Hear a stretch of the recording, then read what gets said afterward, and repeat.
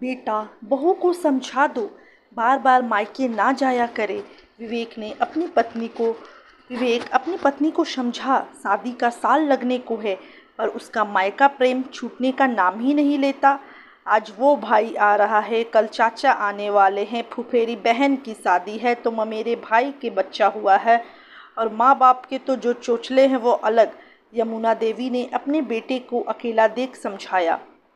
माँ, वृषा की फैमिली बहुत बड़ी है, आप तो जानती ही है, और सब लोग मिलजुल कर रहते हैं।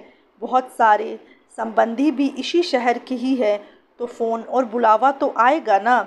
उसे क्या समझाऊं इसमें? यही समझा कि वो बड़ी फैमिली उसकी पहले थी, अब हमारा परिवार ही उसका सब कुछ है। इधर ध्यान दे। हाँ, कभी कभार बात करना या आना जाना सही है, पर उसके तो हर हफ्ते चक्कर लगने तय हैं। मायके में ही डूबी रहेगी तो ससुराल की कश्ती कौन संभालेगा? यह एक शादीशुदा लड़की के लिए अच्छी बात नहीं। मुझे इन सब पचड़ों में मत पड़ाओ माँ। अगर हफ्ते में एक आध बार चली भी गई और खुश होकर लौटती है, तो मुझे ये बात उतनी भी गलत नहीं लगती। पर अगर तुम्हें बुरा लगता है तो तुम बात करो ना। जब तुमसे वो कहीं जाने के लिए पूछने जाती है, तो तुम तो खुशी खुशी उसे जाने की इजाज़त दे देती हो, और मुझे ये सब सुना रही हो। जो समझाना है उसे समझाओ। तू समझता क्यों नहीं बेटा? मैं जानबूझकर उससे कुछ नहीं कहती हूँ।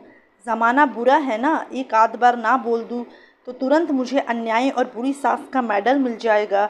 और पति तो ससुराल में सबसे अपना होता है ना, उसकी बातें बुरी नहीं लगती है, और लगती भी है तो संबंध खराब नहीं होते हैं, और तुझसे तो कोई कुछ कहेगा भी नहीं।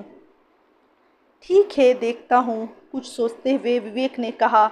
वो अब इस पर सच में कुछ करना चाहता था, क्योंकि जब वृषा घर में नहीं होती, माँ यही राग लेकर बैठ जाती। जबकि वो देखता कि वृषा अपने मायके के बुलावे पर कभी अपने ससुराल के कामों या जिम्मेदारियों को अनदेखा कर नहीं जाती थी, और ज़बरदस्ती विवेक पर भी हर फंक्शन या मिलने मिलाने के लिए जोर नहीं डालती थी, क्योंकि उसे पता था कि विवेक पर दफ्तर घर सारी जिम्मेदारियां है। पर शायद माँ के मन में भय समाया है कि अगर बहू का ज़्यादा मायके आना जाना हुआ तो ससुराल की नहीं हो पाएगी। हमेशा कहती है विवेक से, मेरी दादी कहती थी, जो लड़की मायके से ज़्यादा जुड़ी होती है उसका घर कभी ढंग से नहीं बच पाता है, उनकी खुद की गृहस्थी खराब हो जाती है। विवेक को पता था कि दशकों पहले की इस बात का आज के समय से कोई औचित्य नहीं है। तब बेटियों के मायके से जुड़ने में सच में उनकी गृहस्थी खराब होने का भय इसलिए था क्योंकि उनका मायके जाना आना बात होना इतना सरल नहीं था।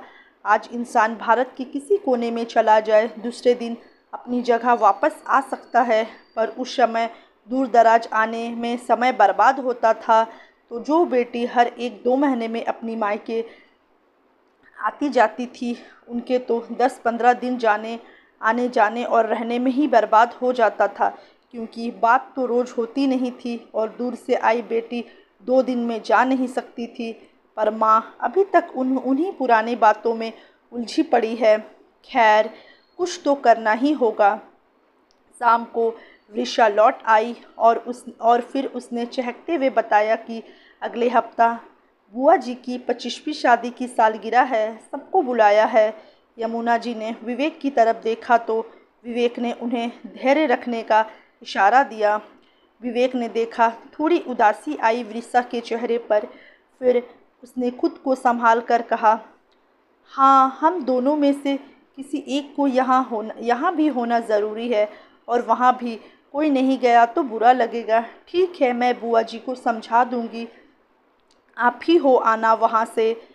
फिर तो ये सिलसिला सा ही चल पड़ा। अक्सर वृषा के मायके विवेक ही चला जाता, या कभी कभी अपने ही शहर में होता तो दोनों चले जाते और शाम तक लौट आते। यमुना देवी ने बेटे के ज़्यादा ससुराल जाने पर हस्तक्षेप किया तो विवेक बोला, माँ, मैं साथ होता हूँ तो आपके अनुसार उसे किसी को सीखने पढ़ाने का भी मौका नहीं मिलता ना। यमुना जी निरुत्तर हो जाती। अभी तक तो बहू को लेकर संशयित थी, अब तो बेटा भी धीरे धीरे ससुराल का ही होने लगा था। बहू के बिना भी चला जाता, और दो एक दिन रह भी जाता, वो कुछ कहती तो कहता, वृषा को रोकने के लिए ये तो करना ही पड़ेगा ना। सीधे सीधे कहने से उसे बागी बनने में कितनी देर लगेगी। यमुना जी का वार उल्टा पड़ गया था। बहू को जिम्मेदार बनाने के लिए मायके जाना कम करवाना था। यहाँ तो बेटा ही ससुराल का होने लगा था। इसी बीच वृषा के अपने भाई की सगाई तय हो गई। दो दिन के लिए विवेक और वृषा का मायके जाने का प्रोग्राम था। विवेक और वृषा शाम को निकलने वाले थे और दूसरे दिन शाम को यमुना जी, उनके पति और रावी भी जाने वाले थे। विवेक और वृषा को पहुँचे घंटा भर ही नहीं हुआ था कि बदमाश से रावी का फ़ोन आया कि पापा चक्कर खाकर बाथरूम में गिर गए हैं। विवेक आनन फानन में निकलने लगा तो रावी भी साथ हो गई। और तो और वृषा का भाई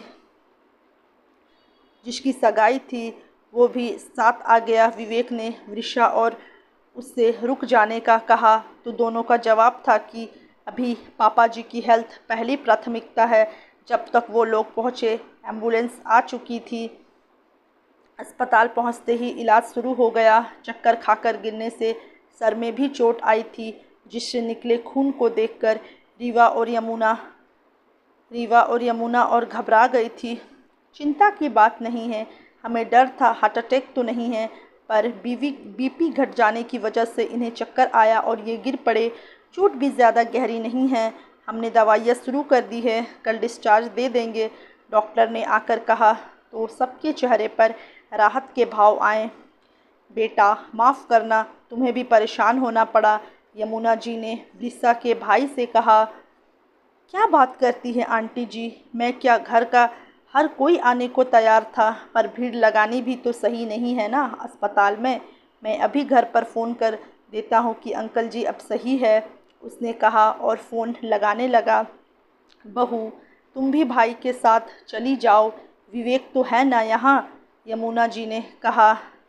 नहीं मम्मी जी, जब तक पापा जी घर नहीं जाते मैं नहीं जाने वाली वापस। मैं अपने मायके में मज़े और मस्ती तभी कर सकती हूँ जब मुझे एहसास रहे कि मेरे ससुराल में सब ठीक है, कोई दिक्कत नहीं है। मैं जब मन चाहे मायके जाती हूँ, आप लोग कभी कुछ कहते नहीं, रोकते नहीं।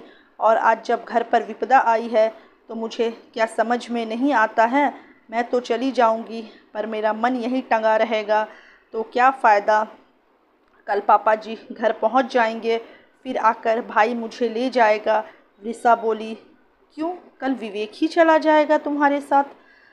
नहीं मम्मी जी, ये घर पर ही रहेंगे, इतना बड़ा रिस्क मैं नहीं ले सकती, किस्मत हमेशा साथ नहीं देती है, वृषा बोली।